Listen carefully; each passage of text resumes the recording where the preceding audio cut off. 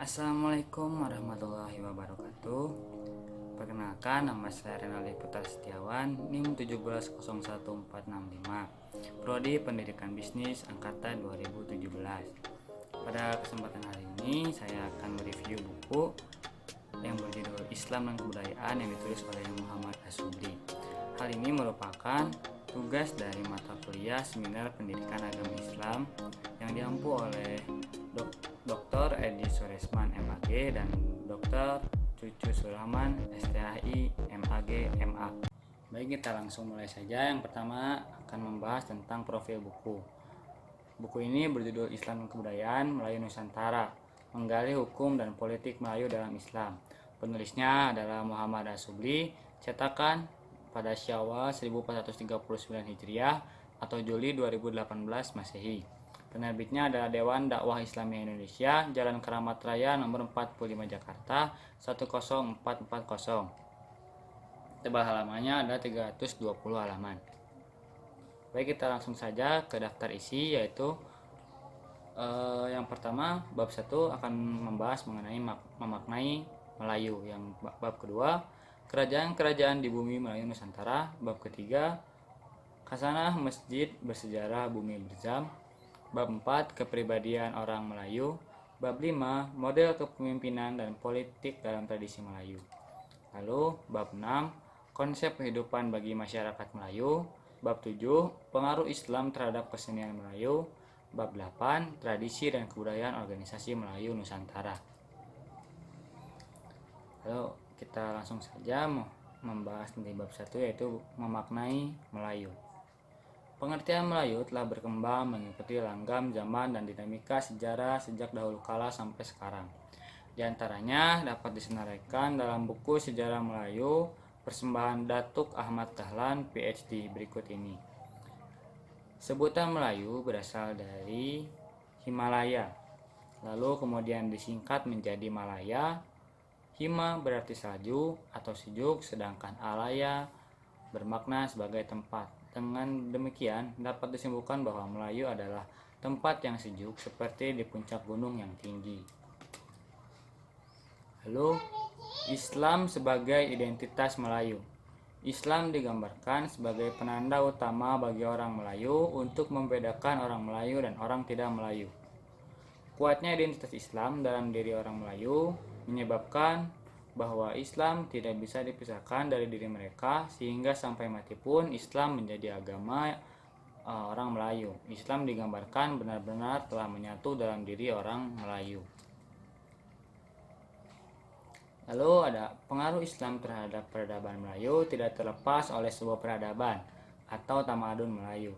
Kembali kita lihat arti kata tamadun yang digunakan untuk menunjukkan civilization atau kependudukan berasal dari kata madana, yaitu kata kerja yang artinya membina atau membuka bandar, membudi pekertikan, memurnikan, melahirkan, dan sopan santun. Sedangkan Melayu adalah berasal dari kata mala yang berarti mula dan yu yang berarti negeri. Ini berarti tamadun Melayu itu adalah kota yang penuh dengan peradaban. Lalu menurut Muhammad Naqib Al-Atas, ada beberapa teori tentang kedatangan dan penyebaran Islam di Kepulauan Melayu. Ini merupakan faktor yang menyebabkan orang Melayu mengidentifikasikan diri dan peradabannya dengan Islam. Berikut ini adalah faktor-faktornya. Yang pertama adalah faktor perdagangan. Seperti kita ketahui, ada teori yang menyebutkan bahwa masuknya Islam ke Kepulauan Melayu lewat pedagang Arab yang berdagang di selat Kepulauan Melayu atau di segala kepulauan Melayu yang ada di negeri. Lalu ada faktor perkawinan, yaitu antara pendatang Muslim dengan wanita pribumi pada tahap awal kedatangan Islam. Yang ketiga, faktor permusuhan antara orang-orang Islam dan orang Kristen. Yang keempat, faktor politik seperti mundurnya kerajaan Hindu dan faktor penghargaan nilai ideologi Islam.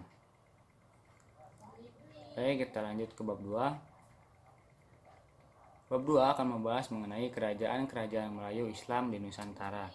Seperti kita ketahui bahwa kerajaan Islam di Nusantara itu sangat banyak. Namun pada kesempatan kali ini kita akan membahas sedikit saja mengenai kerajaan yang ada di Kepulauan Melayu. Yang pertama adalah Kerajaan Samudra Pasai. Seperti kita ketahui, Kesultanan Pasai juga dikenal dengan Samudra Darussalam atau Samudra Pasai. Samudra Pasai adalah kerajaan Islam yang terletak di pesisir pantai utara Sumatera, kurang lebih dari sekitar kota Luxmawai dan Aceh Utara, Provinsi Aceh, Indonesia. Kerajaan Samudra Pasai yang berdiri pada abad ke-13 Masehi di Luxmawai, Aceh Utara, telah berhasil membangun peradaban gilang gemilang di bumi Nusantara, tepatnya di tanah berjuluk Serambi Maka itu. Menurut Marco Polo, raja pertama kerajaan Samudra Pasai adalah Marasilu atau Sultan Malik Al-Soleh. Lalu yang kedua adalah Kerajaan Aceh. Kesultanan Aceh Darussalam merupakan sebuah kerajaan Islam yang pernah berdiri di Provinsi Aceh, Indonesia. Kesultanan 44 Islam dan Kebudayaan Melayu Nusantara Aceh terletak di Pulau Sumatera dengan ibu kota Bandar Aceh Darussalam, dengan sultan pertamanya adalah Sultan Ali Mughayat Shah yang dinobatkan pada Ahad 1 Jumadil Awal 1913 Hijriah atau pada tanggal 8 September 1507. Lalu yang ketiga adalah Kerajaan Aru. Kerajaan ini bernama Haru atau Aro. Kerajaan Aru tepatnya berada di wilayah pantai timur Sumatera bagian utara. Tun Sri Lanang dalam Sulalatus Salatin menyebutkan, Kerajaan Aru merupakan sebuah kerajaan besar yang dapat disertakan dengan Malaka dan Samudra Pasai. Menurut Vincent, Kerajaan Aru merupakan pusat kerajaan 50 Islam dan kebudayaan Melayu Nusantara, berada di bawah Kerajaan Delhi. Sedangkan ahli yang bernama Groeneveld berpendapat pusat kerajaan Aru berada di muara Sungai Barumun atau di Padang Lawas. Sedangkan Giles berpendapat bahwa Kerajaan Aru berada di dekat Belawan. Ada juga yang berkesimpulan bahwa Kerajaan Aru terletak di muara Sungai Wampu atau Teluk Aru. Lalu kita lanjut ke bab 3, yaitu Hasanah Masjid Bersejarah Bumi Berzam. Ketika kita sudah membahas tadi tentang kerajaan, biasanya di kerajaan itu banyak meninggalkan sebuah peninggalan. Salah satunya adalah masjid. Kita akan bahas sedikit saja mengenai masjid yang terkenal di bangsa Melayu. Jadi masjid adalah salah satu elemen penting dalam sejarah sebuah negeri dan pemerintahan di alam Melayu. Kedudukan sebuah masjid sebagai simbol kebesaran ilahiyah, kedudukannya sama pentingnya dengan istana, bahkan lebih tinggi. Kelengkapan sebuah simbol kebesaran duniawi, kiasan bersayap tentang hubungan antara masjid dan istana dalam kebudayaan Melayu, menunjukkan betapa pentingnya kehadiran dan keberadaan sebuah masjid dalam sendi-sendi kehidupan masyarakat Melayu yang identik dengan Islam dan pengertian syariat dan kebudayaan. Sejarah peradaban Islam termasuk di dalamnya adalah peradaban Melayu. Para sultan biasanya membangun dan memiliki masjid sendiri, tak jauh dari kompleks istana tempat sultan tersebut tinggal. Karena itulah kerajaan-kerajaan Melayu sangat banyak meninggalkan warisan masjid. Dalam buku ini menghimpun beberapa masjid peninggalan kerajaan Melayu sebagai saksi perpaduan agama dan kebudayaan, yaitu diantaranya adalah Masjid Siguntur, Masjid Agung Sultan Mahmud Badruddin I, Masjid Raya Senapelan, dan Masjid Raya Baitur Rahman. Lalu bab 4 kita akan membahas sedikit tentang kepribadian orang Melayu. Ciri kepribadian orang Melayu pada umumnya tidak lepas dari cara orang Melayu melihat dunia sekelilingnya, melihat dirinya 124 Islam dan kebudayaan Melayu Nusantara sendiri. Kesadaran agamanya, kesadaran terhadap kebutuhan hidup sehari-hari, kesadarannya di tengah-tengah orang lain dan orang asing, dan sebagainya. Semua itu mencetuskan sikap dan tingkah laku orang Melayu dalam menghormati orang lain, sesuai dengan tuntutan adat istiadatnya. Berikut beberapa jumlah kepribadian orang Melayu yang buku ini himpun sebagai atau penulis himpun sebagai nilai utama budi orang Melayu itu sendiri. Di antaranya adalah amanah, keterbukaan, kesantunan, sifat pemaaf, taat kepada pemimpin, senang membalas budi, dan lain-lain. Lalu yang kelima, model kepemimpinan dan politik orang Melayu. Salah satu sumbangan terbesar kebudayaan Melayu adalah turut mewujudkan dan membentuk jati diri dan identitas bangsa Indonesia. Pengaruh Melayu bagi bangsa Indonesia pada umumnya meliputi banyak hal. Di antaranya adalah hasanah dalam budaya politik. Kepemimpinan Melayu yang biasanya disebut Melayu tua terdiri dari pemangku adat sebagai pimpinan formal, di samping tokoh tradisi seperti dukun. Sebagai pemimpin informal, tetapi setelah berkembangnya zaman, budaya Melayu yang disebut Melayu Muda membentuk guru beberapa kerajaan Melayu dengan dasar Islam, maka muncullah pemegang kendali kerajaan yang disebut raja, sultan, dan petua. Kerajaan Islam juga telah menampilkan cendekiawan yang disebut ulama. Dengan demikian, kehidupan Melayu Muda ini dipandu oleh raja, ulama, pemangku adat, dan tokoh tradisi. Lalu yang keenam, kita akan bahas mengenai konsep kehidupan masyarakat Melayu. Seperti hakikat pernikahan yang diterangkan di dalam Al-Quran adalah fitrah yang berlaku bagi setiap makhluk dan tidak terkecuali manusia. Oleh karena itu, agama mensyariatkan terjalinnya pertemuan antara pria dan wanita, serta diarahkannya terlaksananya sebuah pernikahan. Dengan terwujudnya pernikahan tersebut, konsekuensinya untuk hidup bersama antara keduanya dalam satu ikatan yang kuat.